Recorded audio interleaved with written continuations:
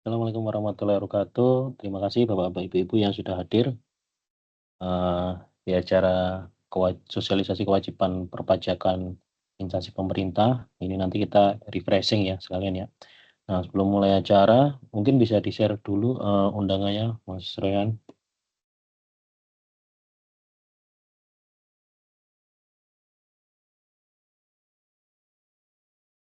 Untuk undangan bisa dilihat di chat ya. Silakan.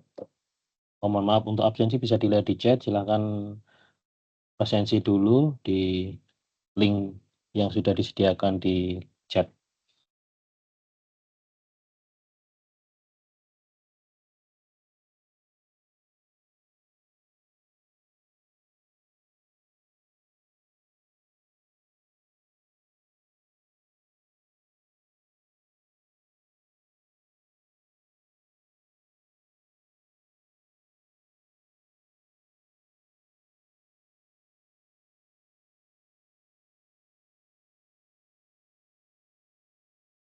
Sebelum kita mulai, apakah suara saya jelas? Saya mohon responnya sekali. Jelas Pak, jelas Pak, jelas. Jelas Sony. Maaf, gimana Pak? Jelas Pak? Jelas Pak Sony, siap. Ya, ya.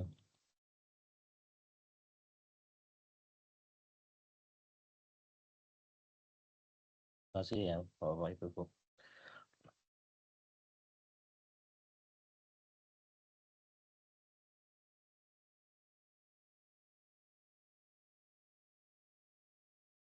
Silakan yang belum absen, silakan absen terlebih dahulu.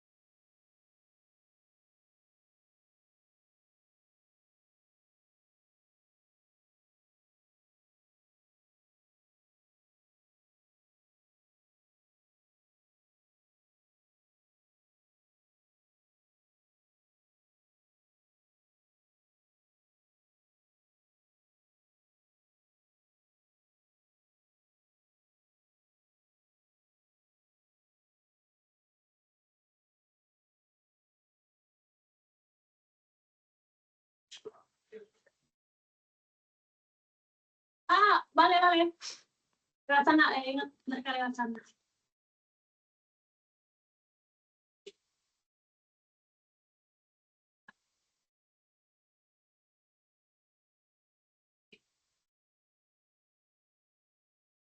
Ya.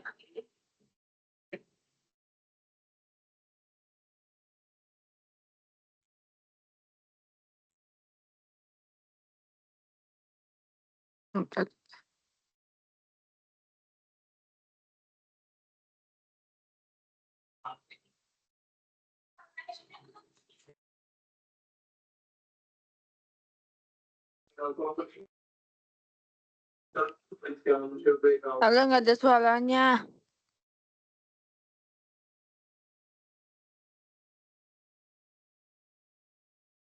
Jadi kita catat.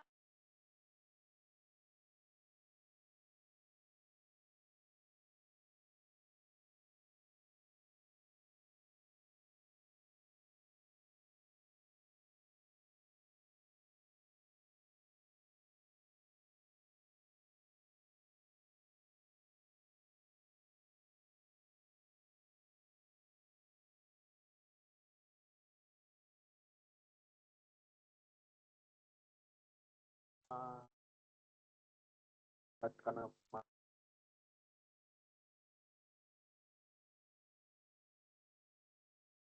paparkan materi, ada pertanyaan ya, nanti saya buka pertanyaannya lah biar nanti dijelaskan jalannya berjalan, pertanyaannya kita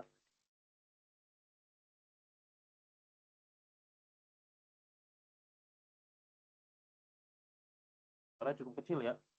Bentar ya, saya ganti.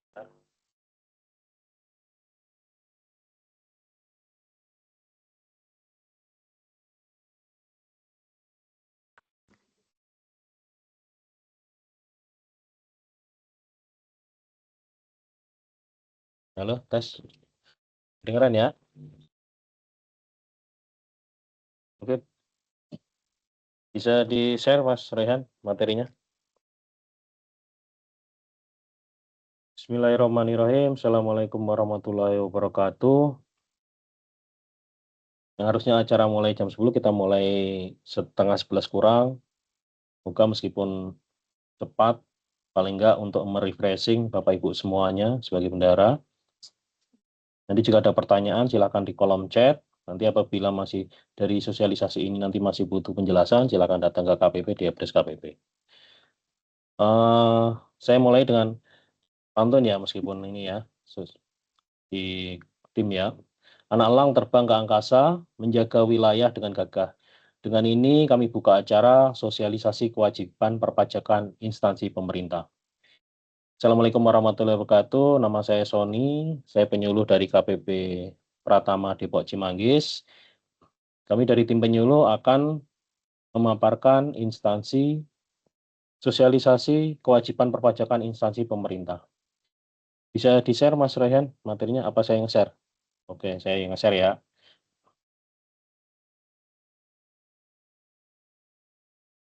Oke, bentar, tunggu ya Pak ya.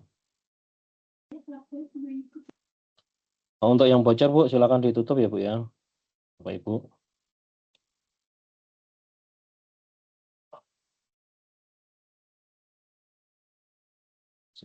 Window.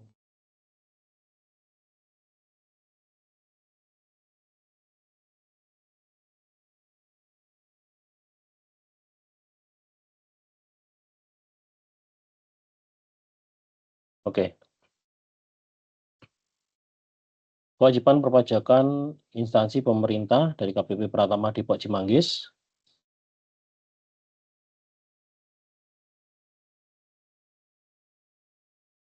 Dasar hukum yang akan kita pakai itu seperti dulu, yaitu PMK 59 tahun 2022 dan PMK nomor 1 tahun 2026 sebagai perubahan keempat dari PMK 81 tahun 2024. Itu terkait dari instansi pemerintah, baik instansi pusat, pemerintah daerah maupun instansi desa, di mana kan biasanya ada bendahara pengeluaran dan bendahara pembantu pengeluaran.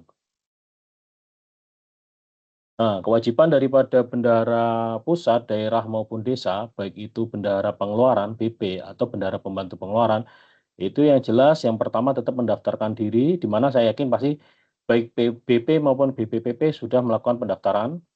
Putin. Halo, mohon maaf Bu, Ibu apa Bapak itu tadi ya? Suaranya masih bocor, tolong di mute ya. Terima kasih. Tata cara pendaftaran, ini untuk yang BP, untuk yang bendahara pengeluaran, saya yakin pasti sudah pernah mendaftar semua ya.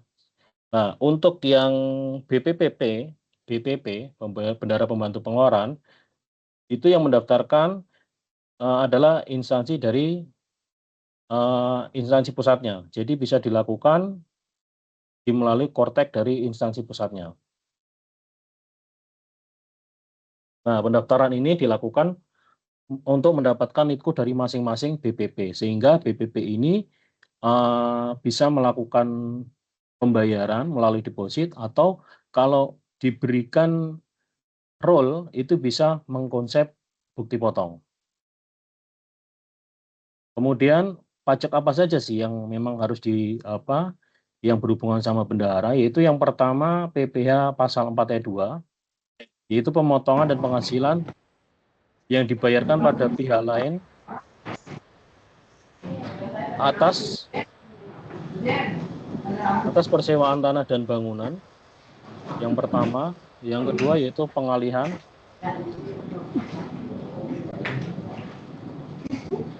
Suaranya ada yang bocor lagi, keras sekali. Yang kedua itu yang pertama itu persewaan tanah dan bangunan, yang kedua itu pengalihan hak atas tanah dan bangunan. Yang ketiga usaha jasa konstruksi, kemudian hadiah undian, dan yang kelima adalah pembelian barang dan jasa oleh bendahara dari WP dengan peredaran bruto tertentu. Ini berhubungan dengan PP 55 tahun 2022 atau sekarang yang terbaru itu PP 20 tahun 2026. Persewaan tanah dan bangunan ini tidak termasuk dari penginapan dan akomodasi. Jadi penginapan dan akomodasi ini secara objek itu memang bukan termasuk ke dalam pembayaran atas persewaan tanah dan atau bangunan. Jadi kalau Bapak Ibu sekalian akan ada penginapan serta akomodasinya, itu tidak termasuk dalam pasal 4 ayat 2 ini. Kemudian bendahara juga tidak melakukan pemotongan atas pengalihan tanah dan bangunan oleh objek pajak yang berpenghasilan oleh orang pribadi yang berpenghasilan di bawah BTKP atau nilai pengalihannya kurang dari 60 juta. Kemudian orang pribadi atau badan yang memang bukan subjek pajak itu maksudnya seperti organisasi pemerintah atau badan-badan internasional, badan-badan internasional yang ada di Indonesia, misal berhubungan dengan itu tidak dilakukan, itu bukan merupakan subjek pajak. Dan yang ketiga yaitu objek orang pribadi atau badan dalam rangka untuk guna serah atau serah guna dan dalam pemanfaatan BMN.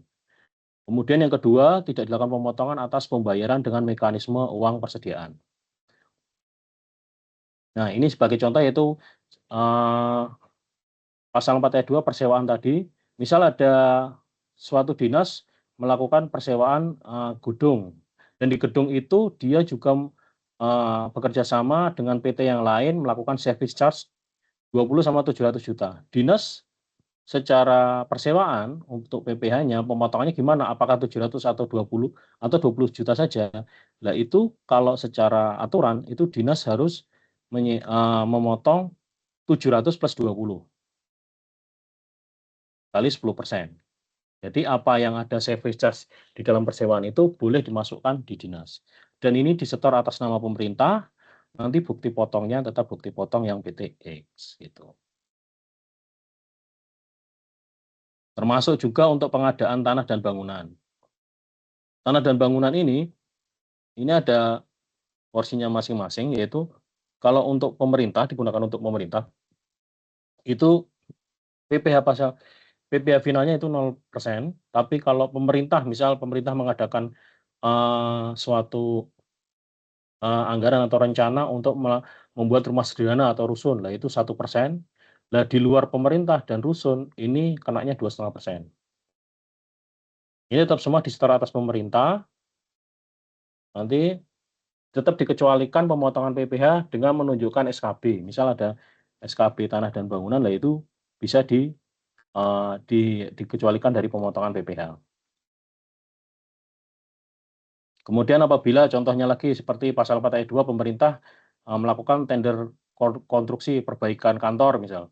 Nah ini tekanan dari jasa konstruksi ini tetap mendapat bukti potong dari pemerintah dan disetor, tetap setorannya tetap atas nama pemerintah ya. Jadi kita tetap nyetornya dia nilainya berapa, nanti kita sesuaikan dengan pekerjaan konstruksi ini dia termasuk apa, apakah kualifikasi kecil, kualifikasi menengah, kualifikasi besar, nanti disesuaikan dengan itu, dari pemotongan itu nanti akan jadi bukti potong. Nah, bukti potong ini nanti akan diberikan kepada kerekanan. Bukti potong ini akan masuk ke SPT bendahara yang nantinya akan disetor atas nama bendahara atau instansi pemerintah yang terkait. Contohnya nih, misal instansi X melakukan pengadaan jasa pelaksana konstruksi, memiliki kualifikasi, sedangkan pengusaha tersebut memiliki kualifikasi kecil dengan nilai jasanya 500 juta. Tinggal PPN-nya sebesar 55 nih. Nah, karena total tagihannya 555 sesuai PPN, maka PPh pasal 4 ayat 2 yang dipotong adalah 500 jutanya saja. Kan rata-rata kan ini Pak, ini Bu, nilai kontraknya yaitu 500 plus PPN 55. Tapi PPh pasal 4 ayat 2, 4 ayat 2-nya itu yang dipotong sesuai nilai kontraknya, PPN-nya disingkirkan. Jadi karena nilainya sedang, ya kualifikasi usaha kecil, maka dia kenanya 1,75. Jadi nominal yang diberikan rekanan yaitu 500 dikurangi PPh pasal 4 ayat 2, sisanya 491 ini diberikan ke rekanan, yang 8750 ini nanti disetorkan ke negara. Nah ini kalau untuk tarif usaha jasa konstruksi, ini peraturan yang terbaru, diingat-ingat semuanya ya, yaitu PP nomor 9 tahun 2022. Ini ada tarif baru terkait jenis-jenis pekerjaan konstruksi.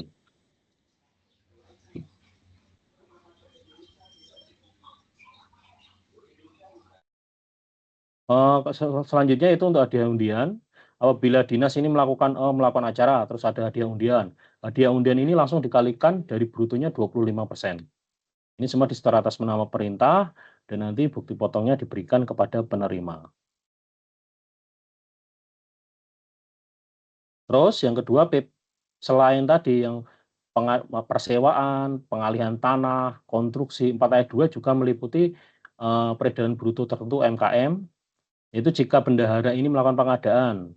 Nah, pengadaan ini ke WP UMKM. Nah, ini dipotong sama bendahara.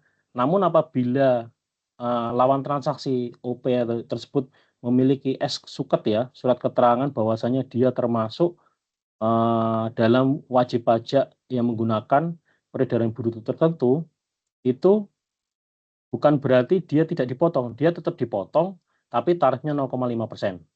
Jadi itu dianggap sebagai pemotongan UMKM. Namun jika tidak ada, ya dia dipotongnya tetap sesuai PPh. Misal pembelian ya pasal 22, jasa ya pasal 23, tarifnya nggak lagi 0,5%, tapi tarifnya sesuai dengan PPh masing-masing. Ada yang 1,5%, ada yang 2%, 2,3%.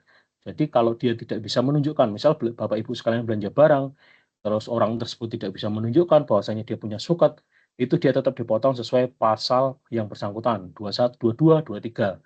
22 jas pengadaan, 23 jasa. Nah, tarifnya berbeda dengan kalau dia bisa menunjukkan suket nih. Kalau suket tetap dipotong tapi 0,5%. Kalau 22, 23 ada yang 1,5%, ada yang 2% untuk 23-nya. Nah, contohnya ini, contoh kasusnya ya. Instansi pemerintah ini kan melakukan pembelian sebesar 15 juta. Kemudian wajib pajak tersebut menyerahkan suket sebesar 0,5%. Berapa PPh finalnya? 4 ayat 2-nya. Karena dari pihak lawan transaksi atau wajib pajak yang Bapak Ibu sekalian beli tadi itu dia bisa menunjukkan suket, maka dia dipotongnya cukup 0,5%. Ini artinya final. Jadi 0,5% kali 15 juta dia 75.000. Nah, nanti dari sini dari 75.000 ini nanti dibuat bukti pemotongannya itu pada BPPU. Nah, BPPU, jadi Bapak Ibu sekalian nanti tetap masuk ke bendahara, nanti setelah itu impersonate ke instansi pemerintah, nanti masuk ke BPPU. Yaitu BPPU itu pokoknya untuk membuat seluruh bukti potong unifikasi. Itu tadi dari 15, pasal 15, 4 ayat 2, 22, dan 23. Nah, nanti setelah biasanya kan yang bisa membuat kan bendahara pengeluaran ya. Kalau bendahara misal ini kita share-nya ini untuk bendahara yang pengeluaran dulu.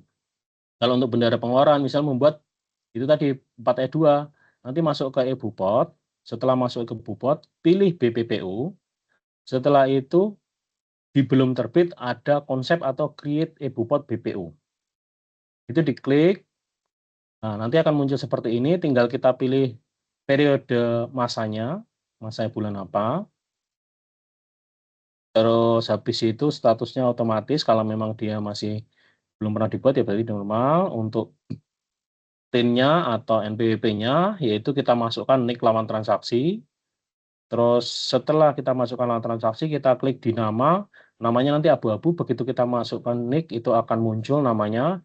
Setelah itu masukkan NIK-ku dari lawan transaksi, itu akan otomatis muncul kalau NPWP-nya sesuai. Nah, di sini ada keterangan bahwasanya lawan transaksi yang telah memiliki suket sebagai WP peredaran bruto tertentu yang dikeluarkan Kortek akan otomatis memilih fasilitas tersebut. Jadi akan otomatis memilih fasilitas surat keterangan memenuhi kriteria sebagai wajib pajak peredaran bruto tertentu. Namun munculnya akan menjadi fasilitas lainnya. Kemudian nama objek pajaknya bisa kita isi, kita sesuaikan. Pemotongan atau pemungutan PPh atas transaksi penjualan barang atau penyerahan.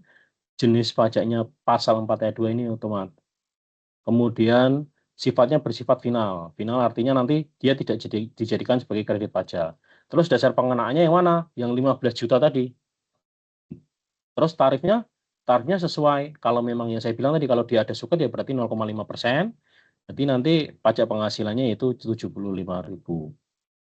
Setelah itu jenis dokumennya bisa diisi.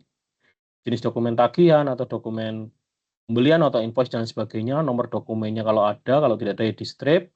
Tanggal dokumennya saat terjadi pembelian, kemudian simpan konsep dan submit. Itu untuk 4 ayat 2 ya, untuk 4 ayat 2. Kemudian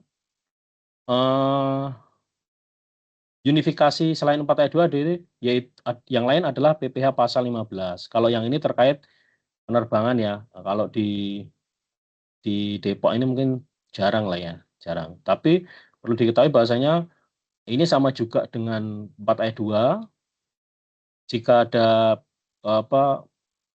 tapi khusus charter ya ini ya, khusus charter. Nah ini untuk WP yang pelayaran dalam negeri, ini final 1,2%.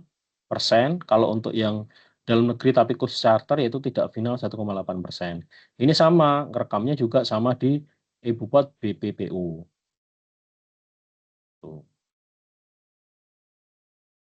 Kemudian selain pasal 4 ayat 2, pasal 22, pasal 15 juga ada pasal 22. Pasal 22 kalau Bapak Ibu sekalian pasti familiar ya, yaitu terkait pembelian barang.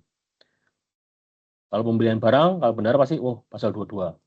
Nah, pasal 22 ini tidak dilakukan pemungutan atas. Yang pertama, ini masih sama, yaitu pembayaran yang jumlahnya paling banyak 2 juta. Tidak termasuk PPN ya, ingat tidak termasuk PPN. Jadi kalau 2 juta, 2 juta itu termasuk selain di luar PPN. Jadi 2 juta khusus untuk pembelian barangnya. Jadi kalau ada PPN ya berarti kalau dulu ini 11% ya berarti 2 juta plus 11%. Nah, kalau 2 juta plus 11%, artinya pembayaran paling banyak 2 juta, itu tidak dilakukan pemungutan. Tapi kalau di 2 juta lebih, itu tetap dilakukan pemungutan. Dan bukan merupakan pembayaran yang terpecah-pecah. Terus kemudian juga tidak dilakukan atas pembelian yang menggunakan kartu kredit nih. Misal pembelian, misal ada WA Web, bikin WA Web dan sebagainya, pembelian. Tapi dia menggunakan kartu kredit atau pembelian nomor WA, dengan kartu kredit, lah itu tidak dilakukan pemotongan. Kemudian pembelian BBM, BBG, pelumas, benda pos, air dan listrik juga tidak dilakukan pemotongan.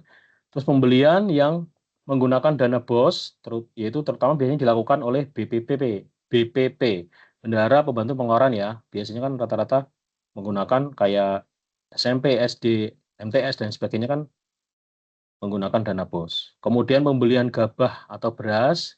Setelah itu pembayaran kepada rekan pemerintah yang memiliki atau menyerahkan surat suket WP peredaran butuh tertentu. Yang saya bilang tadi, dia tidak dilakukan pemungutan PPh pasal 22, tapi dilakukan pemungutan PPh 4 ayat 2 0,5%. Artinya dia tidak punya kredit pajak 0,5%. Pasal 22, tapi dia memiliki pemotongan pajak 0,5% yang dipotong oleh bendahara, dipungut oleh bendahara. Kemudian pembelian barang dari WP yang memiliki atau menyerahkan SKB, surat keterangan bebas.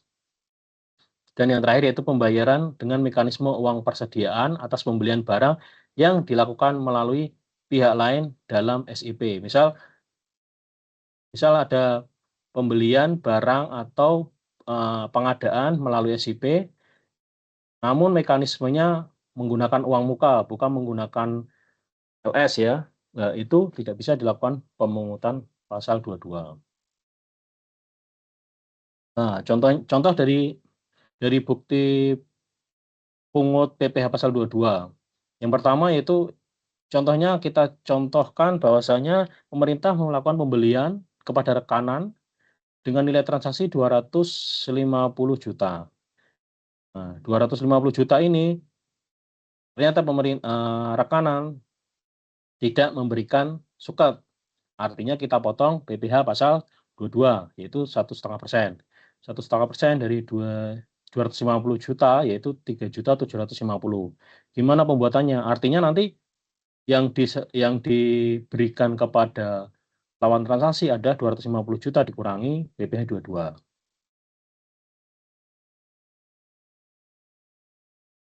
Nah, bukti pungutnya sama seperti yang PPh pasal 4 ayat 2 tadi, yaitu di BPPU. Jadi masuk ke bendahara BP, nanti setelah itu impersonate ke instansi pemerintah, kemudian ke Ebupot BPPU,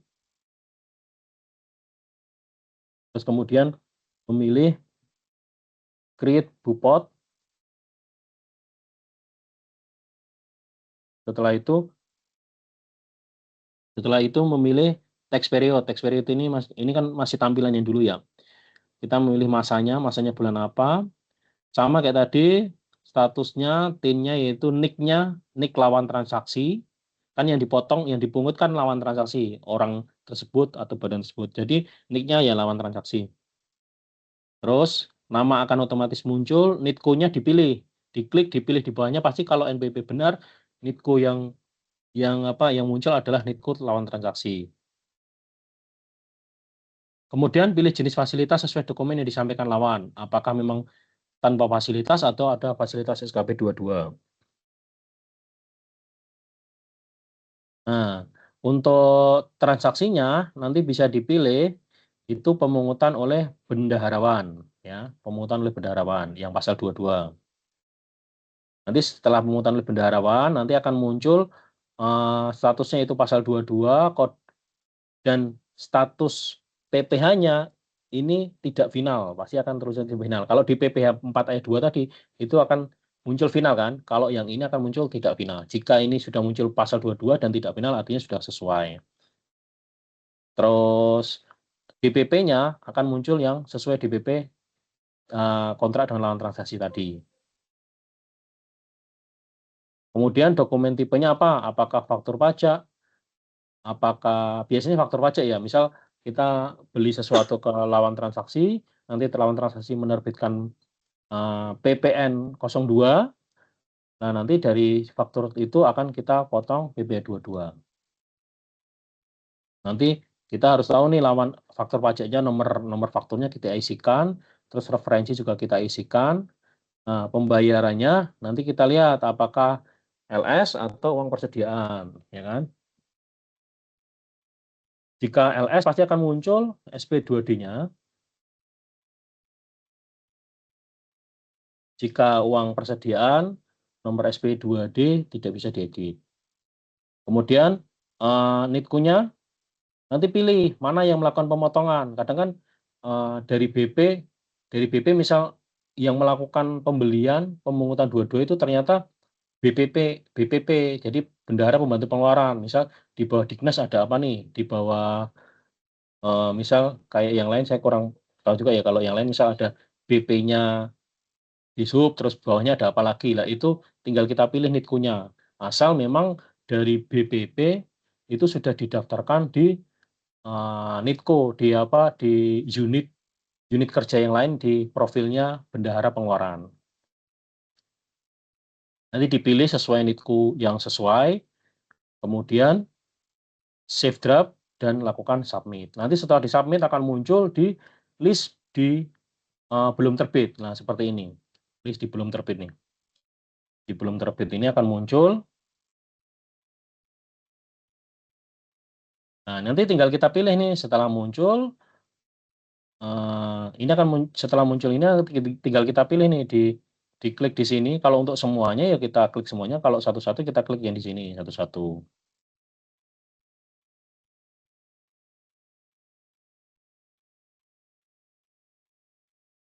Oke. Nah, nanti kalau memang ini mau diterbitkan, tinggal diklik di sini. Setelah ini ke checklist semua, baru kita terbitkan yang di sini nih. Nah, di sini kita terbitkan. Oke, itu untuk pasal 22. Kemudian kita lanjut untuk pasal 23. Setelah kita membahas pasal 4 ayat 2, pasal 15, pasal 22. Pasal 22 ingat terkait yang pembelian. Pasal 4 ayat 2 tadi terkait yang sewaan, pengalihan, atau jasa konstruksi. Biasanya kan rata-rata benar yang jasa konstruksi ya. Terus yang ketiga yaitu pasal 23. Nah, pasal 23 ini perlu diketahui bahwasanya pasal 23 ini tidak bisa dilakukan pemotongan oleh bendahara atas satu, dibayarkan atau terutang kepada bank. Kemudian sewa guna usaha dengan opsi. Kemudian badan usaha jasa keuangan penyalur pinjaman. Kemudian jasa yang telah dikenai PPh final. Lah maksudnya jasa yang telah dikenai PPh final ini yang tadi misal sudah jasa nih, jasa yang memang jasa konstruksi kan final ya. Misal sudah dikenain final berarti 2-3-nya nggak bisa. Jadi dia harus milih salah satu antara final atau yang 2-3 ini. Kemudian jasa angkut yang dikenal dengan PPh pasal 15. Nah, sama-sama jasa, tapi kalau jasa yang lain pasal 23, ini jasa angkutnya kalau yang terkait jasa angkut, pengiriman dan sebagainya, pesawat atau kapal, ini langsung kenanya pasal 15, bukan PPh 23. Terus kemudian pembelian jasa dari WP dengan SKB, yang ada surat keterangan bebas, ini juga tidak bisa dikenakan. Kemudian sama seperti tadi, penghasilan yang diberikan kepada rekan pemerintah dengan mekanisme uang persediaan ini juga tidak bisa. Atau yang telah dipungut PPh 22. Dan juga sama dengan PPh 22 tadi, jika ada pembayaran ke rekanan pemerintah yang menyerahkan suket PP 55, itu juga dikecualikan dari PPh 23. Jadi, baik barang atau jasa, kalau rekanan itu bisa menyampaikan suket, berarti dia tidak termasuk 22 atau 23. Masuknya ke 4 ayat 2. Untuk tarifnya 15% dan 2%. Yang 15% itu terkait bunga, royalti, dan hadiah, bonus, dan sebagainya. Tapi ini bukan hadiah undian ya. Kalau hadiah undian kan yang 25% tadi.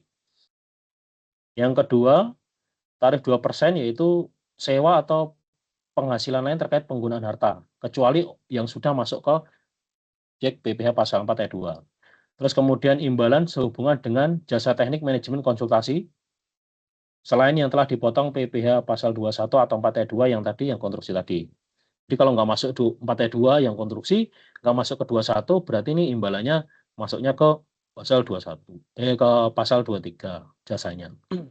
Nah, untuk jasa-jasanya ini bisa dilihat di PMK 141 tahun 2015. Jasanya apa aja sih gitu. Kalau memang ada jasa di situ ya dia berhak 23. Kalau dia nggak ada, kadang kan ada pemecahannya ya, jasa apa, tapi di situ nggak jelas sih dari rekanan gitu kan. Harusnya kalau yang di PMK 141 itu sudah sangat jelas, sudah sangat banyak termasuk jasa event organizer, misal dari bendahara mengadakan suatu acara, atau jasa pembasmian hama, cleaning service, terus jasa penyimpanan, jasa internet termasuk sambungan, di situ ada semua. Nanti dilihat aja. Nah, terus jasa misal perawatan kendaraan, ya kan? Ternyata dari dinas juga ada, misal dinas pertanian apa dinas yang lain ada pemeliharaan tanaman, jasanya ada juga. Nanti dilihat di situ. Kalau memang di situ ada berarti masuk ke PP 23 gitu. Termasuk jasa. Nah, cara pembuatannya sama seperti PPh unifikasi yang lain, baik 4 ayat 2, 15, 22, 23 ini juga di unifikasi BPPU. Kita kasih contoh seperti ini. Misal ada kegiatan consigneering di Hotel A, yaitu dengan nilai transaksi 200 juta. Tidak terutang PPN karena transaksi dengan penyedia jasa penginapan. Jadi kalau penginapan tadi tidak terutang PPN. Dengan pasal 23-nya yaitu tarifnya 2%, sehingga PPh pasal 23 2% kali 200 juta itu 4 juta. Artinya yang diserahkan yaitu 196. Nah, cara membuatnya PPh 23-nya sama seperti tadi, masuk ke BPPU, kemudian create Bupot, sama seperti tadi, tinggal diisi masanya, NIK-nya, kemudian NITKU dari lawan transaksi.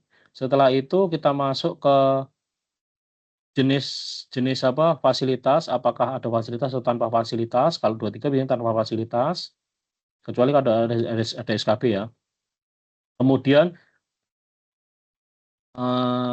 terus nama objeknya apa? Nama objeknya yaitu bisa dilihat jasa selain jasa-jasa di atas. Misal pembayaran yang dibebankan APBN atau APBD. Kalau berdasarkan yang contoh tadi ya. Terus akan muncul sama kayak 22, pasal 23, status PPh-nya tidak final, artinya sudah sesuai. Ya. Nanti dimasukkan DBP-nya, 200 juta dikali 2% akan muncul 4 juta otomatis. Nanti dokumen perjanjiannya apa? Dokumen kontrak atau ada fakturnya. Kalau ada fakturnya dimasukkan nomor faktur tersebut. Nanti pembayarannya apa? Apakah LS? Kalau pembayarannya uang persediaan, ya ini akan tertutup sama seperti tadi. Kemudian save draft dan submit. Nanti sama juga akan muncul. Jadi baik 4 ayat 2 maupun 22, 15, 23 nanti akan muncul di sini semua nih. Nanti akan muncul di sini semua di belum terbit. Nah, nanti tinggal dipilih mana yang akan diterbitkan atau yang belum diterbitkan. Ini tinggal di checklist.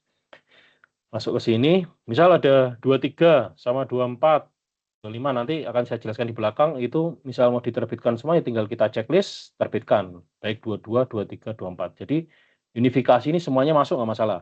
Di bulan itu ada 22, ada 23, ada 42, masukkan semua, misal pembayarannya harus saat itu ya kita masukkan semua. Nanti kita tinggal melakukan pembayaran menggunakan e-billing yang kita dapat dari SPT. Nah, ini penerbitan bukti potong ya, yang saya bilang tadi. Jika mau semuanya tinggal checklist yang nomor 1, jika enggak ya checklist yang satu-satu ini. Jika misal masih satunya masih perlu diteliti ya udah satunya nggak usah di checklist. Kemudian, nah ini bukan masalah ya. Kalau dulu memang tulisannya masalah sih, isu namanya, isu. Sekarang kan tulisannya terbitkan. Nah ini terbitkan. Bisa setelah checklist kita terbitkan. Atau misal ada satu nih, satu ternyata salah. Meskipun sudah save draft atau submit yang dibukti potong, jangan takut karena itu bisa waktu di daftar yang belum terbit ini bisa dilakukan penghapusan begitu. Nanti kita buat lagi seperti tadi, setelah itu kita terbitkan. Nah, nanti penandatangan ini dari BP biasanya, dari bendahara pengeluaran.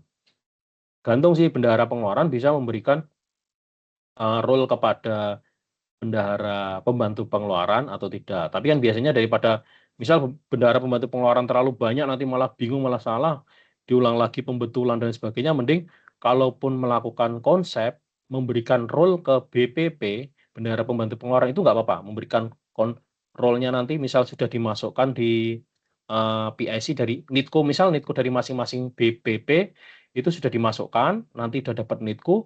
Nah, nanti bendahara yang di BPP itu bisa dikasih role untuk konsep, bisa jadi. Kan rata-rata sekarang kan pada, yang penting setor dulu deh ke deposit kan gitu. Rata-rata setor dulu ke deposit, nanti dari bendahara pengeluaran membuat bukti potong, nanti setelah membuat bukti potong bayarnya pakai deposit yang sudah disetorkan dari itu. Itu terserah sih, maksudnya mau dibuat dari BP tetap membuat sendiri, nanti depositnya dari masing-masing, atau dari deposit tetap masuk, tapi bendahara pembantu pengeluaran ikut membantu membuat membuat bukti potong nggak masalah. Tapi penandatangannya bagusnya tetap ke bendahara pengeluaran karena bisa di cross check gitu.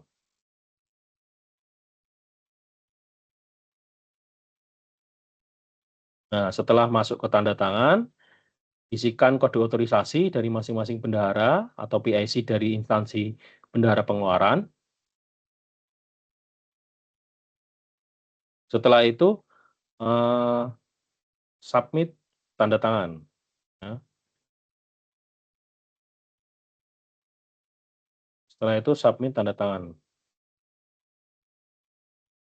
Oke. Nah, setelah submit tanda tangan, dia akan muncul seperti ini, bahwasanya bukti potong telah terbit. Nah, ini bisa diunduh. Nah, ini contoh bukti potong yang final dan tidak final.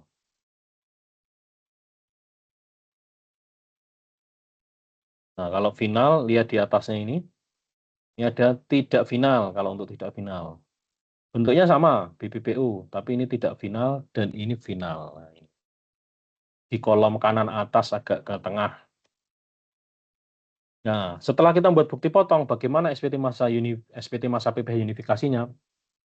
Setelah kita ke bukti potong, kita masuk ke SPT melalui instansi pemerintah tadi yang udah kita impersonate. Itu kita masuk klik ke SPT unifikasi. Ini masih tampilan yang dulu ya. Kalau sekarang kan tampilannya agak beda ya. Tapi poin-poinnya sama, tetap menu-menunya masih sama kok. Masuk ke SPT, setelah itu konsep SPT. Buat SPT. Diklik di buat SPT. Nanti akan ada SPT unifikasi. Setelah itu buat konsep. Nah, ada pilihannya seperti ini. PPN put 21 sama unifikasi. Nah, nanti kalau adanya misal 23 aja, apa 22, maksudnya ke unifikasi. Adanya 4 ayat 2, masuknya ke unifikasi. Habis diklik unifikasi, lanjut. Nah, nanti pilih periode masa pelaporan, lanjut, setelah itu. Nanti apabila itu belum dilaporkan, ini otomatis akan muncul nih, normal akan muncul. Tapi kalau sudah dilaporkan, ternyata ada BP, ada bendahara pembantu pengeluaran yang ada bendahara pembantu pengeluaran yang ingin membetulkan atau ada yang telat nih bikin yang bupotnya, ada yang harusnya masuk di bulan kemarin. Nah, itu nanti di sini bisa dilakukan pembetulan, nanti model SPT-nya otomatis kalau sudah dilaporkan dia akan muncul pembetulan. Tapi kalau belum ya normal. Bukan kayak dulu milih normal atau pembetulan, tidak. Setelah normal kita buat konsep SPT. Nah, kan muncul di konsep SPT seperti ini, yaitu nanti diklik di tombol pensil di PPh unifikasi. Setelah itu akan ada tampilan induk, daftar daftar 1, daftar 2, dan lampiran 1.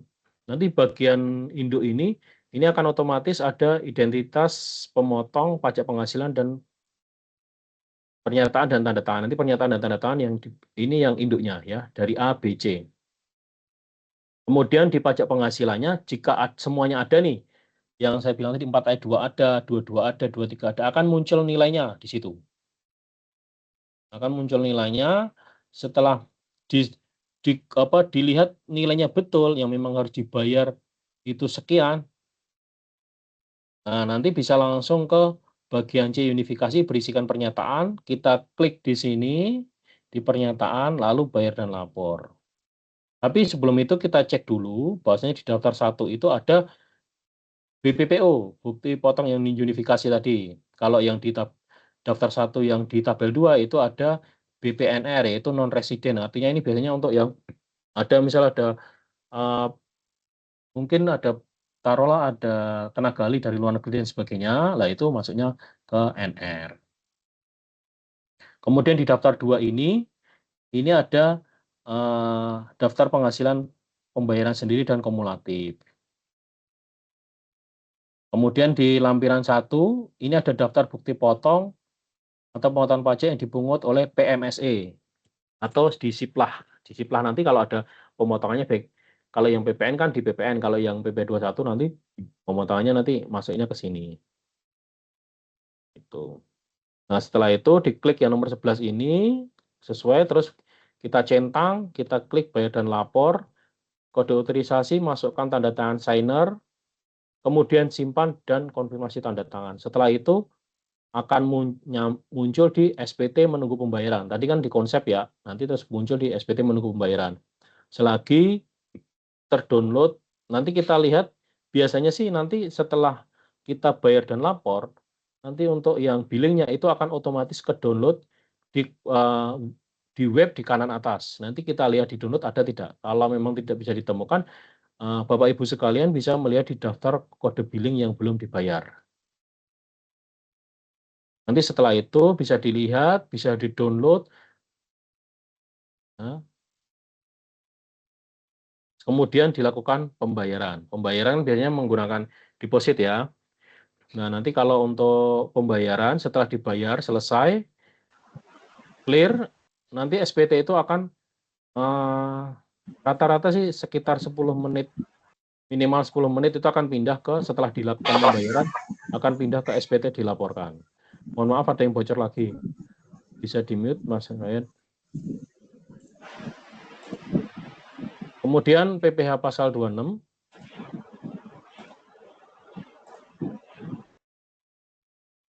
Kemudian PPh pasal 26. Setelah unifikasi, kita melihat PPh pasal 26, yaitu PPh pasal 26 ini yang pemotongannya sama dengan PPh pasal 21, tapi objeknya ini WP luar negeri, selain BUT. Tarif normalnya yaitu 20%.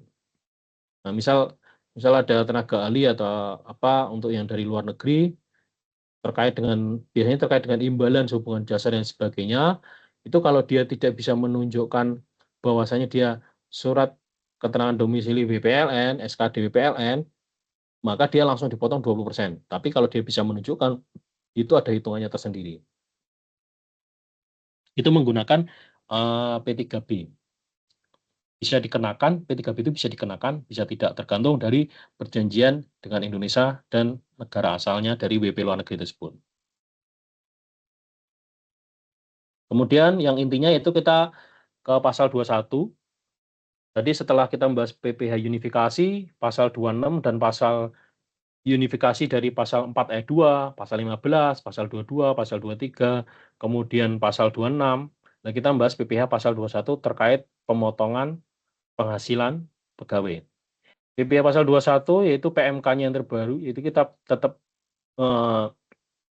berdasar dengan PMK 168 tahun 2023, di mana tarif pemotongan PPh pasal 21 ini sekarang menggunakan TER ya, Bapak Ibu sekalian. Untuk BP, itu kan paling adanya kita untuk yang pegawai tetap dan tidak tetap ya. Kalau untuk yang pegawai tetap, pegawai kita, itu kita menggunakan TER. Itu bisa dilihat, ini bisa dilihat pemotongannya per bulan kan kita nanti harus membuat bukti potong nih. Ini TER-nya ada 3, TER A, TER B, TER C. Kapan menggunakan TER A? Jika PTKP-nya itu statusnya itu TK0, TK1, atau K0. Tidak kawin, tidak punya anak, tidak kawin ada anak 1, kawin tidak punya anak. Untuk TER B mulai dari TK2 sampai K2, untuk TER C hanya kawin anak 3. Dimana untuk status istri yang memang suaminya bekerja dan dia harusnya menginduk tapi NPWP masih ada. Untuk istri kalau memang dia harusnya kan nonaktif ya, harus bergabung dengan suami bagusnya. Tapi kalau dia ternyata masih ada dan sampai pemotongan belum dilakukan penonaktifan, dia masihnya ke TK0. Itu untuk efek TER bulanan. Kemudian ternyata ada pegawai harian nih yang tidak tetap. Itu dilihat dari penghasilan bruto harian. Kalau memang dia di bawah atau sama dengan 450.000, TER hariannya 0% kali penghasilan bruto harian. Tapi kalau di atas 450.000 sampai 2,5 juta itu 0,5 kali penghasilan bruto harian. Tapi ternyata misal dia penghasilannya nanggung banget nih 2,6 misal Bapak Ibu sekalian hariannya. Tidak tetapnya itu. berarti dia harus menggunakan PPh pasal 17 namun dikalikan 50% setengahnya. Nah, pegawai tidak tetap atau pegawai tenaga kerja lepas. Nah, ini bisa dilihat yang tadi kan tarifnya kan pasal 17, ya berarti yang tidak tetap ini berarti tetap 5%, 15%, 25, 30 sama 35%. Nah, ini bisa dilihat skemanya yang ini. Kalau kita tadi pegawai tetap kita pakai yang ini nih. Jadi penghasilan bruto bulan itu langsung dikalikan TER bulanan. Berarti penghasilan brutonya misal di bulan Agustus 10 juta atau 8 juta atau 6 juta. Kalikan langsung TER bulanan. Dia tinggal ikut TER A, TER B atau TER C. Tergantung dari statusnya tadi. PNS ini pegawai tetap dan pensiunan. Terus ada PNS, TNI, Polri dan pensiunan. Kalau untuk ini per masa ya, per masa kecuali masa pajak terakhir. Nah, kalau untuk masa pajak terakhir, ini PKP kalikan tarif pasal 17. Terus kemudian anggota dewan yang ditetapkan per masa ini sama PPh penghasilan bruto per TER bulanan. Jadi dari skema ini yang baru itu hanya pegawai tetap, ya pegawai tetap TNI Polri untuk setiap masa kecuali masa pajak terakhir. Yang kedua anggota dewan, komisaris dan pengawas. Kemudian pegawai tidak tetap. Pegawai tidak tetap tadi yang saya bilang di bawah 450 itu 0,5%, 0,0%, tapi 450 sampai 2.500.000 itu 0,5%. Terus kalau di atas itu, ini tadi kalikan pasal 17, tarif pasal 17, tapi penghasilan brutonya kali 50%. Tetapi kalau pegawai tidak tetapnya itu dibayar bulanan, itu tetap memakai TER bulanan sama seperti pegawai tetap tadi. Nah, ternyata ada nih honor. Dari honor pegawai yang bukan pegawai, yaitu kalikan TER apa tidak? Tidak. Kalau untuk honor dia penghasilan bruto kali 50% kali tarif 17. Setelah dikali 15 setelah dikali 50% dia kalikan tarif 17. Kalau yang lain juga peserta kegiatan, program pensiun, mantan pegawai itu penghasilan bruto kali tarif 17. Penghasilan bruto kali tarif pasal 17. Nah, untuk jenis pemotongannya PPh 21 itu ada BPMP yaitu pemotongan bulanan. Ini yang di bawah ini, di atas unggah. Ini untuk pemotongan bulanan. Ya, ini untuk pemotongan bulanan. Tapi BPA1, BPA2 kalau bendahara A2 ya, kalau A1 itu untuk swasta ya. BPA2 ini untuk masa Desember, untuk akhir masa pajak terakhir. Ini nanti akan masuk ke SPT tahunan. BPMP ini dibuat dari masa Januari November dengan TER dan khusus untuk yang akhir Desember ini atau bulan berhenti misal dia pindah itu menggunakan pasal 17. Misal dari kecamatan satu atau dari instansi satu ke instansi lain dipindah. Dia kan berhenti di instansi tertentu nih, mau pindah ke instansi yang lain. Misal dari Disub ke Damkar atau apa. Nah itu pemotongan dari Damkar atau dari Disub yang awal itu dia harus membuat A2 untuk yang masa pajak bulan berhentinya. Jadi misal dia Januari, Februari sampai Juli dia masih di Disub. Ternyata Agustus udah pindah Damkar. Yang di Disub ini di bulan Julinya pada saat berhentinya atau sudah selesai bulan Juli itu dia harus membuat A2-nya. Nanti A2 ini akan sebagai dasar untuk pembuatan A2 di instansi berikutnya di saat Desember nanti. Karena kalau tidak ada ini, artinya masih kurang pemotongan nih. Nanti kalau memang tidak ada A2 dari sebelumnya, ini nanti pas di SPT tahunan akan terjadi kurang potong gitu. Alhasil kalau kurang potong karena tidak ada A2 yang berikutnya ini cuma penghasilan yang di instansi baru yang masuk, instansi lama pembayarannya nggak masuk. Ada pas dihitung ternyata kurang potong. Kalau kurang potong, mau nggak mau nanti dari masing-masing pegawai harus melakukan pembayaran. Kan lucu juga ya, namanya PNS itu harusnya kan udah nihil karena udah ada pemotongan PPh-nya. Nah, harusnya makanya untuk bendahara, kalau memang ada pegawai yang dimutasi dan sebagainya, beda instansi ya, kalau masih dalam satu BP, bendahara pengeluaran ya tidak perlu. Tapi kalau yang beda instansi, beda BP, itu harus membuat BPA2. Pembuatan BPMP, ini kalau yang tadi untuk unifikasi itu di BPU, kalau yang ini di bukti pemotongan bulanan pegawai tetap. Nah, kita bisa lihat ya. Nanti sama, bentuknya sama, belum terbit kita create. Nanti setelah kita create, masuk ke e-Bupet BPMP, itu ada masanya. Nanti kita pilih masa, pas dipilih foreign employee atau pegawai luar tidak, nanti TIN-nya atau NIK-nya kita masukkan. Ini mohon maaf ya, tampilannya masih tampilan lama nih. Terus namanya akan otomatis muncul untuk NIK-nya yang sudah padan ya. Kemudian status ininya disesuaikan nih, statusnya. Ini akan berpengaruh ke penghitungan status yang ini, K0, TK0 ini akan berpengaruh ke penghitungan TER. Kalau ini sudah sesuai, misal K0, maka dia akan dikalikan dengan RA. Nah, nanti untuk yang fasilitas, ini bisa dilihat.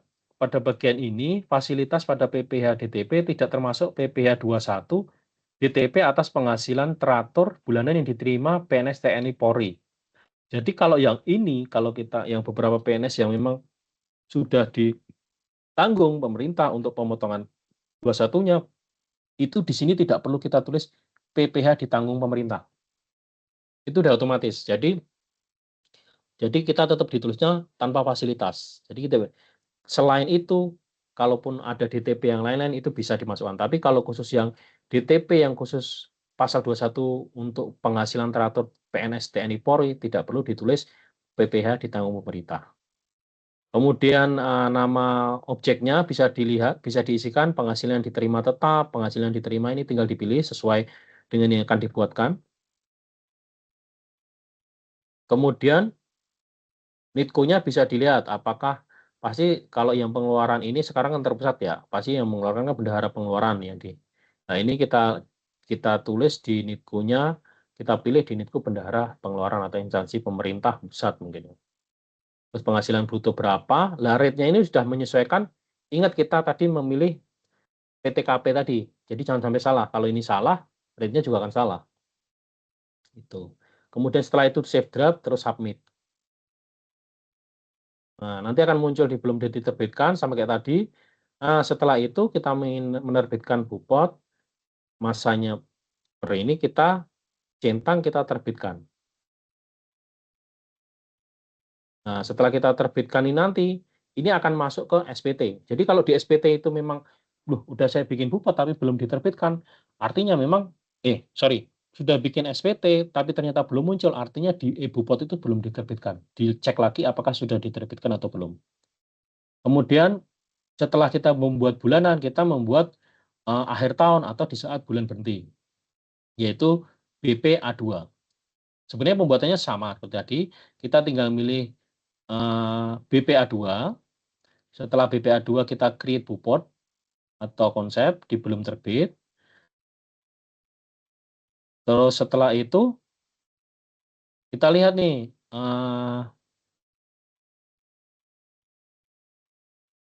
kita lihat informasi umumnya. Nanti kita periodenya kapan? Nah, ini yang saya bilang tadi. Ini periodenya harus jelas nih. Misal periodenya dari Januari kayak tadi, misal di Disub Januari sampai Juli, berarti di sini Januari sampai Juli. Kayak ini kan Januari sampai Oktober, berarti Januari sampai Oktober. Ya kan?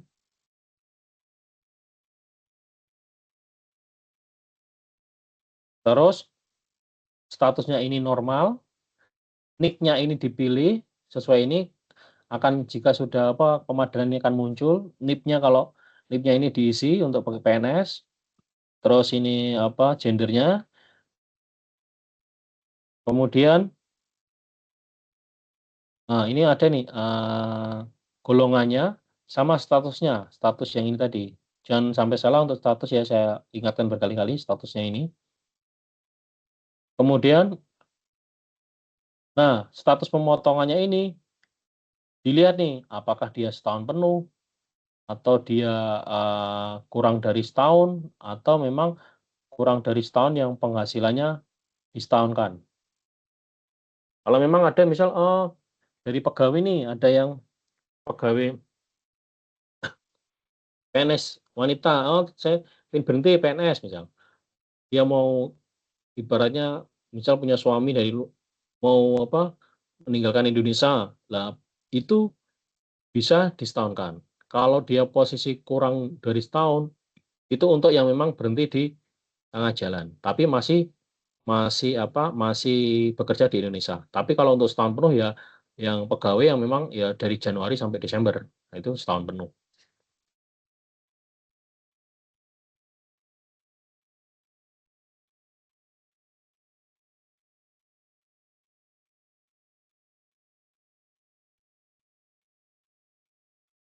Nah, kemudian dilihat untuk brutonya, nanti ini diisi brutonya berapa, terus ini untuk tunjangan istri, tunjangan anak, terus kenaikan gaji berkala, terus tunjangan fungsional struktural, ini masih pakai bahasa Inggris ya, tunjangan beras dan tunjangan lainnya, nanti ini diisikan sesuai dengan yang diterima.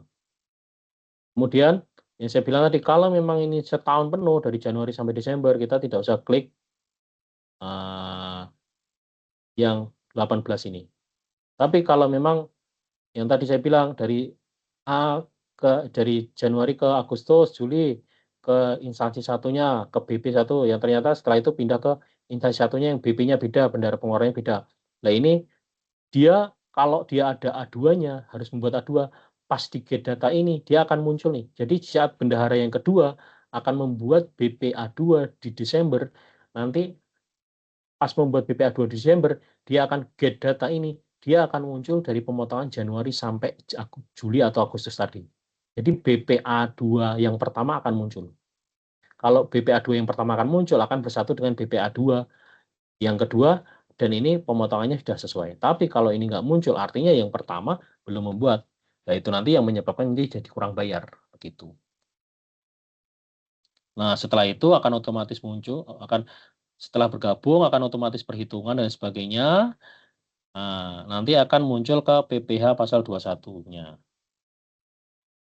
Setelah itu akan muncul NITKU-nya tadi. NITKU akan diisikan dengan bendahara pengeluaran terkait. Setelah itu save draft dan submit. Sama seperti tadi yang di bulanan, nanti jika sudah dirasa benar, nanti diklik terbitkan. Kata sandi penandatangan BP, kemudian setelah diisi, konfirmasi tanda tangan, setelah sukses akan muncul PDF-nya aja. Kemudian bisa di-download ya. Itu dan akan muncul dari belum terbit ke telah terbit. Kemudian setelah bukti potong tadi sudah dibuatkan, baik BPMP maupun BPA2 tadi sudah dibuatkan, kita akan masuk ke SPT pembuatan SPT masa PPh pasal 2126. Nah, PP 2126 ini sama seperti tadi, yaitu di SPT, kemudian kita akan masuk ke konsep SPT, buat konsep, tapi milihnya pasal 2126. Nah, ini pilih periodenya, kemudian lanjut normal, kemudian buat konsep. Setelah itu masuk ke ikon pensil. Nah, nanti bisa dilihat itu, untuk yang halaman utama akan ada induk, identitas pemotong. Halo? Identitas pemotong. Nanti ada PPh 21 dan 26. Dan kemudian ada pernyataan tanda tangan.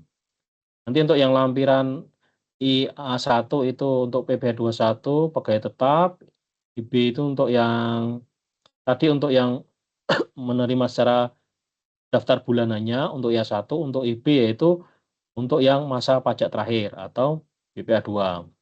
Kemudian yang L2 itu untuk pemotongan dari 1 tahun untuk pegawai tetap dan pensiunan, dan untuk yang L3 yaitu selain pegawai tetap. Nanti bisa dilihat di PPh 21 yang nomor 1 ini akan muncul jika sesuai dengan bukti pemotongan yang sudah kita buat. Nah, data BP21 ini kalau untuk yang nomor 14 ini akan muncul selain yang LS. Nah, kalau yang 15 ini pembayaran yang memang sesuai dengan SP2D. Ini kalau nggak salah yang terbaru ini dia akan otomatis muncul sih. Ini kan masih lama, makanya belum abu-abu nih, belum terbuka. Kalau sekarang kelihatannya sudah tertutup, jadi akan otomatis muncul. Sama seperti tadi, setelah dibuat, kita checklist semua, kita melihat di lampiran-lampiran kalau sudah masuk bukti potong semuanya, dan jumlah penghasilannya udah sesuai, jumlah PPh-nya udah sesuai, cek juga untuk NIK dan MPP-nya sudah sesuai, daftar list untuk BP21-nya, baik itu yang tetap atau tidak tetap sudah sesuai, kita tinggal checklist, simpan konsep, bayar dan lapor. Nanti setelah itu kita tanda tangan, simpan, konfirmasi tanda tangan, kemudian akan terbit billing yang akan terpop up langsung di masing-masing web. Kalau tidak ada, bisa masuk ke pembayaran di daftar billing yang belum dibayar. Nah, nanti kita bisa unduh di sini. Tuh, setelah dibayar, dari yang SPT yang menunggu pembayaran tadi akan masuk ke SPT terbit. Jadi kewajiban perlu diingat bahwasanya kewajiban bukti potong dari bendahara untuk yang PPh-nya yaitu pembuatan bukti potong, kemudian setelah pembuatan bukti potong melakukan pelaporan SPT dan juga melakukan penyetoran. Kemudian setelah dari PPh tadi, baik PPh 4 ayat 2, PPh unifikasi, PPh 21, sekarang kita akan membahas tentang PPN. PPN yaitu kita melihat dulu apakah PPN ini kita beli dari PKP rekanan. Jika PKP rekanan yang menyediakan barang dan jasa, maka instansi pemerintah ini akan kena tarif pajak 12%. Nah, nanti tinggal dilihat apakah tarifnya itu intinya apakah dia penjualan barangnya atau jasanya udah include PPN atau belum include. Nanti dari beberapa transaksi yang tidak dipungut PPN itu ada beberapa. Hampir sama dengan PP22 tadi, yaitu yang pertama pembelian barang yang paling banyak 2 juta di luar PPN. Jadi tidak 2 juta bukan termasuk PPN. Kemudian yang menggunakan kartu kredit juga tidak, pengadaan tanah juga tidak, pembelian bahan baku minyak juga tidak, terus penyerahan jasa telekomunikasi, angkut juga tidak, atau pembayaran dengan mekanisme uang persediaan melalui SIP-lah. Nah, gimana cara melihatnya? Jika transaksi dari dari lawan transaksi, bendahara ini melakukan transaksi dengan pembelian ATK kepada rekanan. Transaksinya misalnya tadi 250 juta kan, tadi sama seperti di atas. Kalau untuk PPh 22-nya kan 1,5% kali 250 juta. Nah, untuk yang PPN-nya berarti tinggal kita lihat di faktor pajak masukan.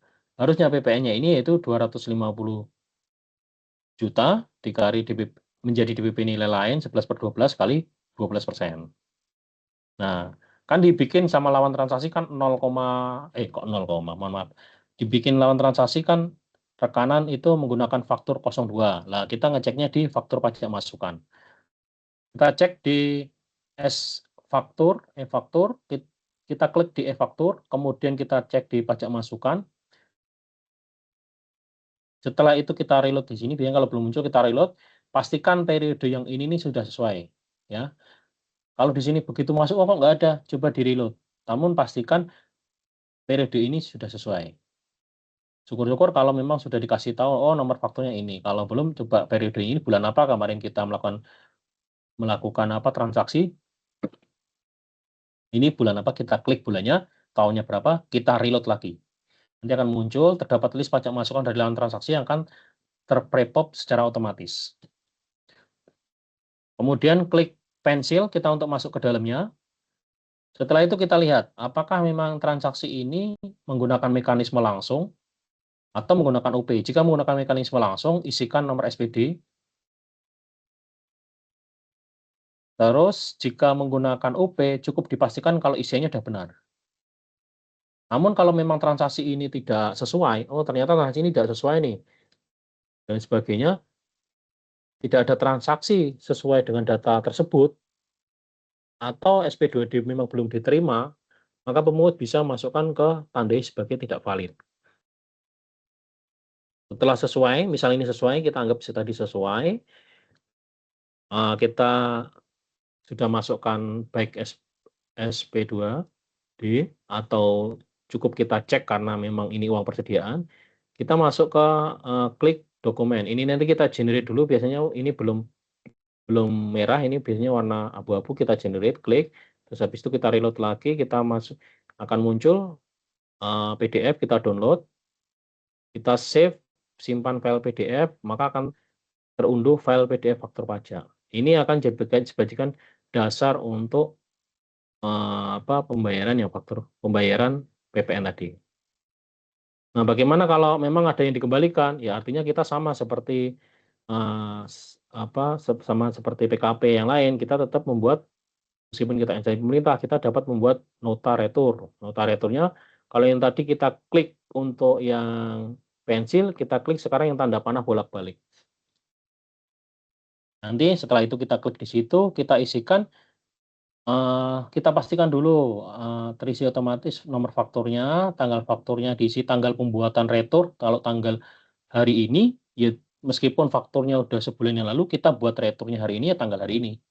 Jangan disamakan dengan tanggal faktur yang lalu. Kemudian kita klik di detailnya di tombol pensil ini. Terus kita isikan jumlah barang yang diretur. Misal ada 100 barang yang rusak yang akan dikembalikan oleh penjual, maka isikan 100 begitu. Setelah itu isian lain akan tergenerate otomatis, klik simpan konsep lalu kirim.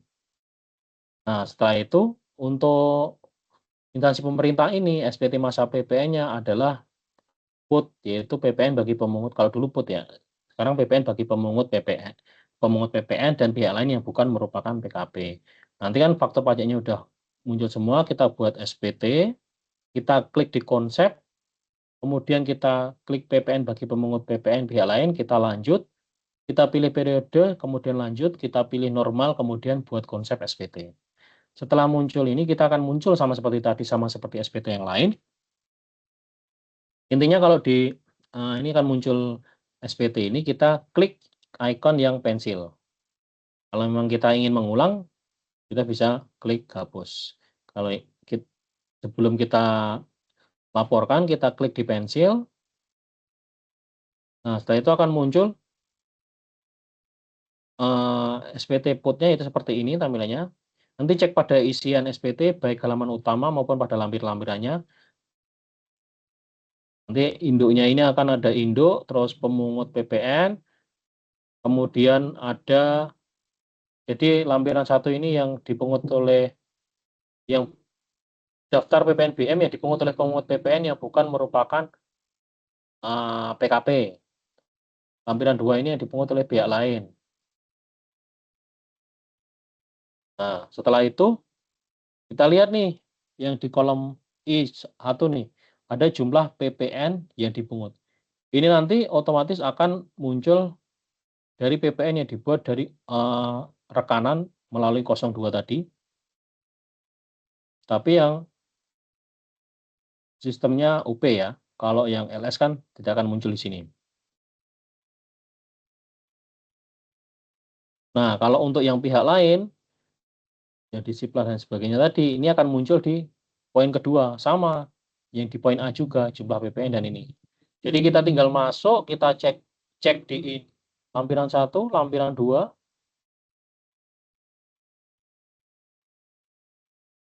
Jadi untuk lampiran 1, lampiran 2, kalau udah sesuai, sudah kita tinggal checklist, kita isikan pemungut PPN, bendahara, ini isiannya kita bendahara. Terus setelah itu, kita simpan konsep, bayar dan lapor. Jadi kalau untuk yang PUT hanya seperti itu. Jadi kita masuk ke induk, lampiran 1, lampiran 2, bendahara, sudah sesuai, kita checklist pernyataan, simpan konsep, bayar dan lapor. Setelah itu akan muncul ke tanda tangan dokumen, sama. Nah, langkah berikutnya, jika pembayaran dilakukan dengan mekanisme langsung, SP2 yang telah direkam pada faktur pajak masukan tadi, yang saya bilang tadi di faktur pajak masukan tadi, itu maka pada saat klik bayar dan lapor, konsep SPT akan otomatis terlapor karena SPT menyatakan jika semuanya menggunakan lump sum LS. Tapi kalau memang ada UP, ini nanti akan ada muncul billing.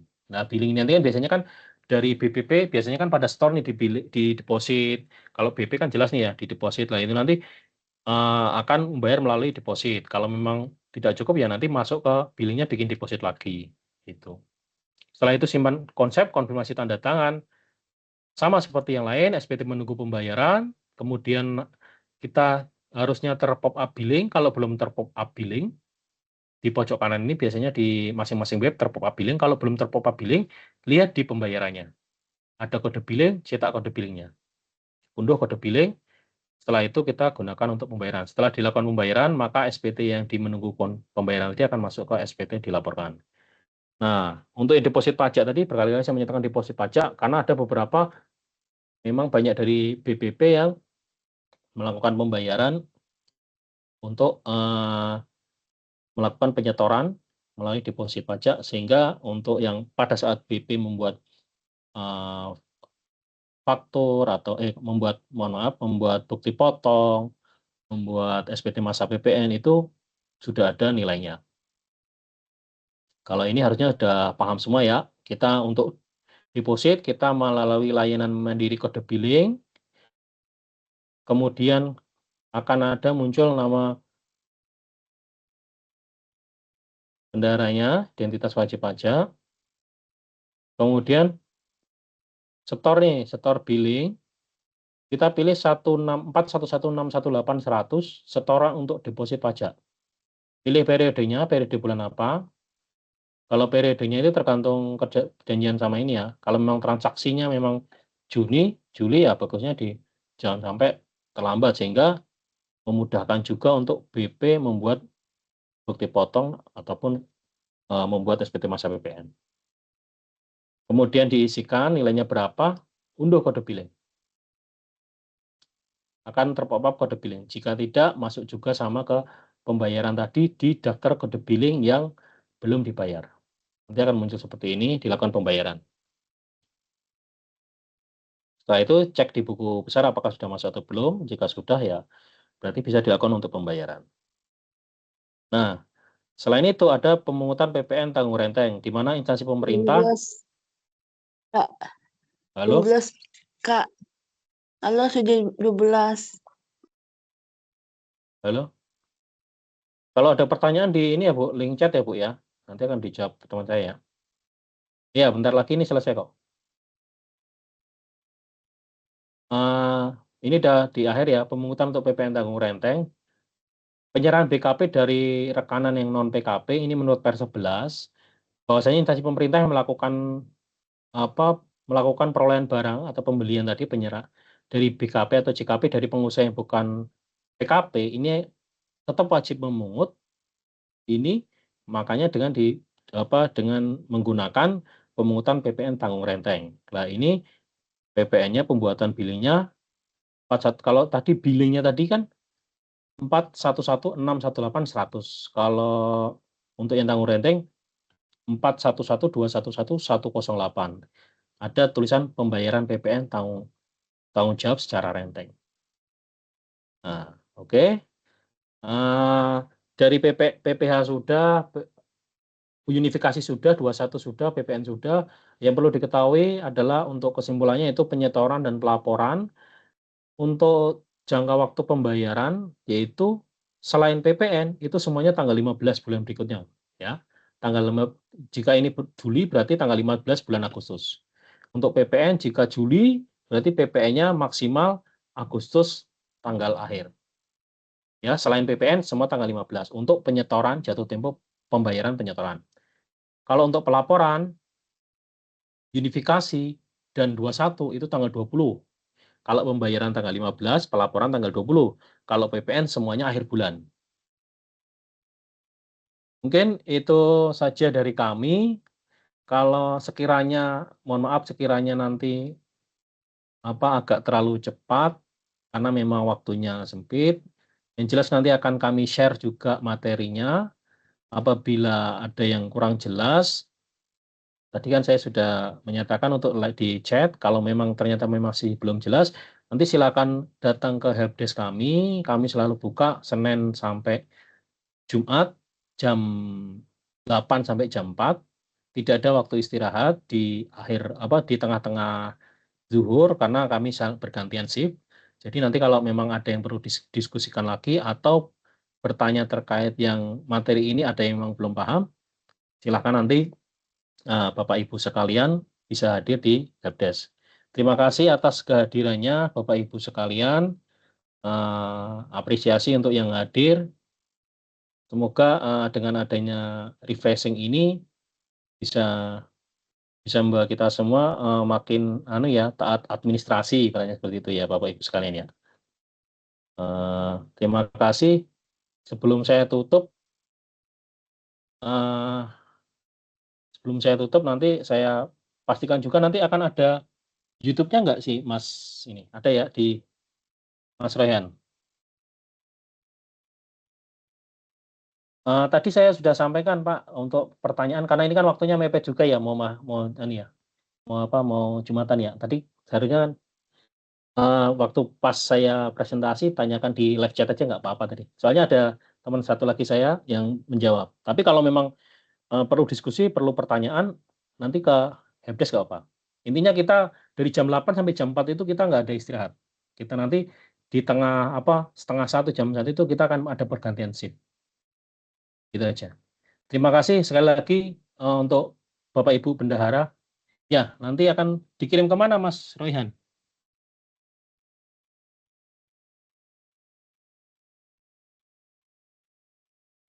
Nanti untuk materinya mungkin akan di email kali ya. Kan kemarin kan juga nanti akan diinformasikan lagi ya. Kan di email kan. Kita kan ngirim undangan juga. Nanti mungkin akan diinformasikan lagi.